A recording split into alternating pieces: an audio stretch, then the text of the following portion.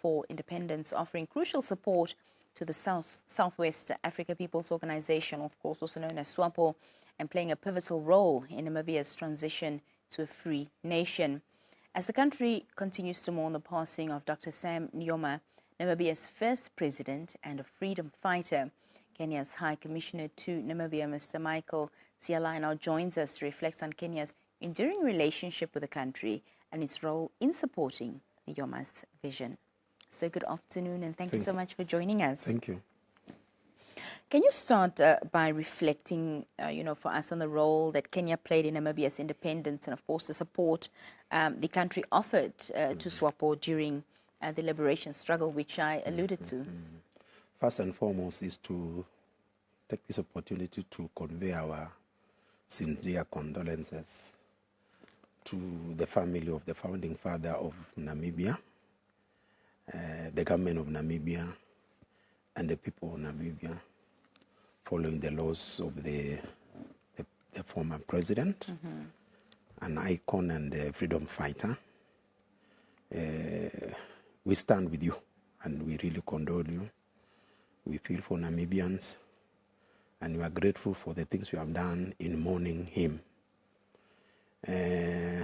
Relationship between Kenya and Namibia dates back to almost 1964, actually, during the liberation struggle, when the former president of Kenya, the founding father of Kenya, Mr. Jomo Kenyatta, donated a Land Rover. In fact, it was an understanding of that truck to support SWAPO's fight for independence, which was taken to Francistown in Botswana. And it really assisted people who are fighting for independence. The car actually is in the military museum here. That's a good way. And then later on, during the transition, the United Nations Transition Assistance Group, Kenya contributed a battalion, a military battalion, civil servants also who oversaw the election process, even police officers. And that is when we really came in, and up to the day of independence. And even after independence, after the struggle, the government was new. They required some military support, special security support for the incoming government. The former President Daniel Arap Moi and the founding father of Namibia, Dr. Sam Nujoma, agreed that we wanted to retain the Kenyan military officers for another 6-7 months to assist in training the police, the military, and generally establishing the security apparatus for a new country. So we have, and we are happy that we are associated as part of the struggle for independence in Namibia. And because of that, the relationship is robust between Kenya and Namibia. We hold Namibians in high regard in Kenya. Same thing with us. We are held in high regard by Namibians, and we feel at home and that we have got strong fraternal bond between Kenya and Namibia. Fantastic. Well, talk to us about how critical this assistance was that Kenya, gave to Namibia in enabling the SWAPO party's operations, in the fight for independence. Yeah. Other than the donation of the Land Rover and others, we had a number of freedom fighters from Namibia who came to East Africa, and quite a number came to Kenya. I've had an occasion to talk to a number of Namibian people in leadership. I can tell you that the president-elect, Dr. Nadine Ndaitwah, was actually a liaison officer for SWAPO in East Africa, and she came to Nairobi quite a number of times during that struggle. Remember that they had to go to the OAU to put their case. We also had a number of other Namibians who came to Kenya as they were proceeding outside the country to go and get education and fight. And I've had an occasion to meet some. So we had quite a number of Namibians. They even came to school in Kenya during that struggle. And so we have worked together. And in fact, the relationship between Kenya is not just at the level of the military and other things. It's also the people who came and we supported them during the struggle. Looking at Kenya's involvement in the United Nations Transition Assistance Group, also that we commonly known as UNTAG, in the late 1980s, how did Kenya's contribution help shape the transition towards our independence in 1990? Yeah. We are proud that we did something ourselves. Our military officers were based in 3 areas, in Okahanja, Osana, and Omites down in the Rehoboth. And during that period, there were Malaysia and Finland, and we were the 3rd group, and we were the only African people who actually supported in terms of military. And we stabilized the place and ensured that there was smooth operation from colonial rule or apartheid rule to the independence. And thereafter, we were given that opportunity to train the military and set up. If you look at, there's a lot of similarities. Our own General Opande, Daniel Opande, was the deputy commandant of the UN force, and he had a lot of influence. I remember I read a story the other day about the ADC, the camp of the founding father, was trained by our own general. General is also recognized in this country, and if you look at a number of other, the military shares a lot of things between themselves, Kenya and Namibia. And out of that, by the way, we have a close working relationship between the Kenyan military and the Namibian military, one of the areas where we have collaborated. So Kenyan military people here did a lot. They actually provided even security to the founding father after independence, because you remember there was threat that the former colonial ruler could easily come back, and Kenya general stood and provided that security to Namibia. And we are proud about it. Yeah. Well, the passing of Dr. Sam Nujoma has left, quite a void amongst Namibians, and I think also within Africa. As Kenya joins us in mourning this loss, what are some of the key qualities of Dr. Nujoma's leadership that you believe resonate deeply with the people of Kenya? Yeah. Obviously, as a founding father, he's a respectable person. He was a courageous, I can tell you that, selfless person.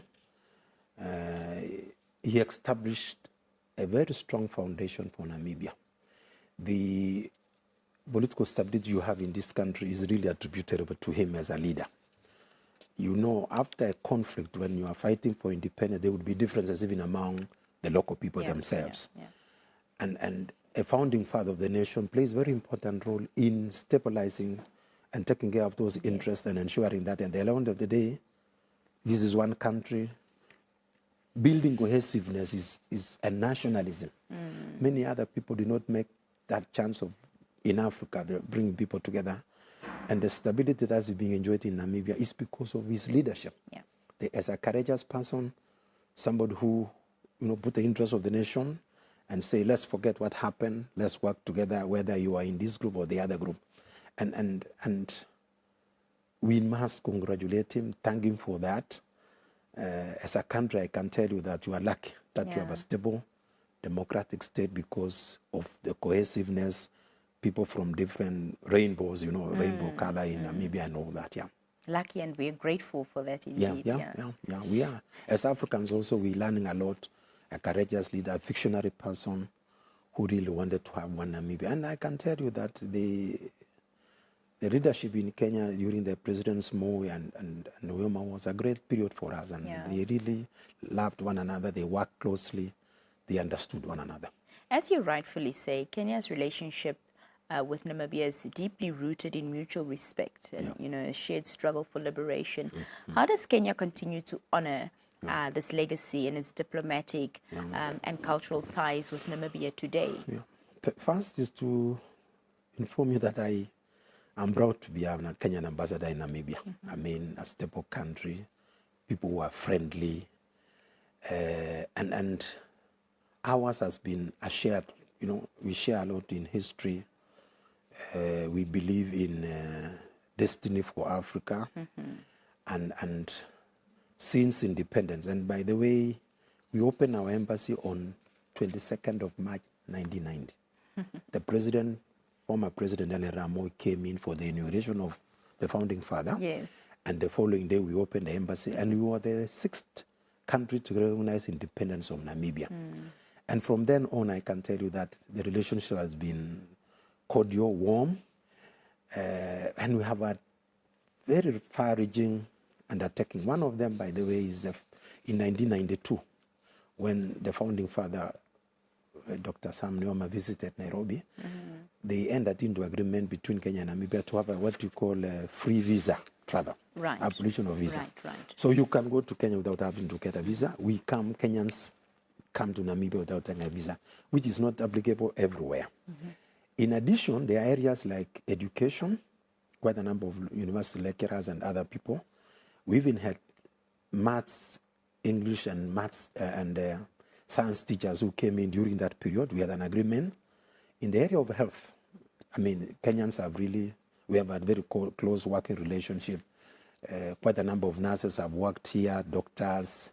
There was an agreement, and that in terms of civil aviation, we contributed something to the civil aviation, among many other areas. And we have continued to have, and I can for sure inform you that in the last year, September, we had a joint meeting between the minister, our own Minister for Foreign Affairs, and the Minister for International Relations here to review the existing relationship between Kenya and Namibia. And there are new areas now that are coming up.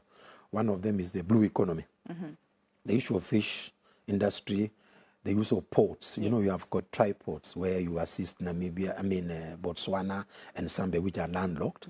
So we also want to exchange ideas on that. The issue of urbanization. We want to twin cities between Kenya and Namibia. There is the issue of women, the gender factor. You know, we want to exchange ideas on the issues that are facing the gender in both Kenya and Namibia. There is a working between Kenya Revenue Authority and the Namibia Revenue Agency on exchange of ideas. And generally, automation of the public service. In Kenya, we have something called Huduma Center, where people go and get a one-stop shop where you get all your services rather than going to ministries. And that is something that we are trying to work together. And also, there is a relationship which we are working on now between Kenya School of Government and the Namibian public, I think it's called Public Administration Institute. There's an institute. But also, we are working on two main memorandum of understanding. One on military between Kenya and Namibia. You know, we have had that. I can tell you every year we send military officers to come to Okahanja for training. They have also been sending military officers from Namibia. In fact, the last one we had was the one led by Brigadier General Nashinge. There was something like that, Nantinge. And also, we are working on an MOU on bilateral trade between Kenya and Namibia, which is to be considered signed during this year. And at the moment, Namibia, yes, the trade is in favor of Namibia, but we want to spur that trade so that all of us can gain. Thank you so much. Well, we are running almost out of time, and I'd like to finally give you an opportunity, to convey perhaps a message to the people of Namibia as they honor the life and the legacy of Dr. Sam Shafishuna Nujoma. I think one thing that we really need to appreciate is the role played by the founding fathers in fighting for independence. Mzee Jomo Kenyatta said one time that the freedom fighters established the foundation of the state. And we must appreciate what Mzee is an honorable old man.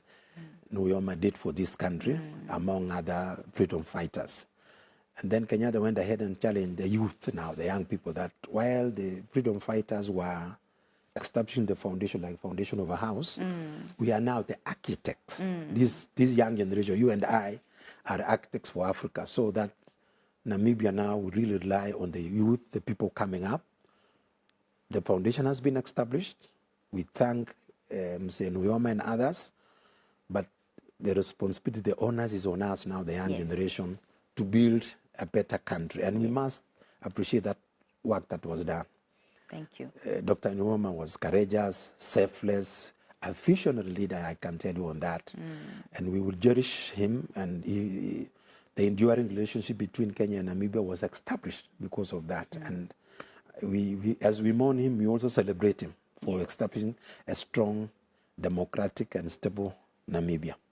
Mr. Sialai, we appreciate your time here with us. Yeah, thank you so much for joining us today. Thank you. Thank you. Thank you.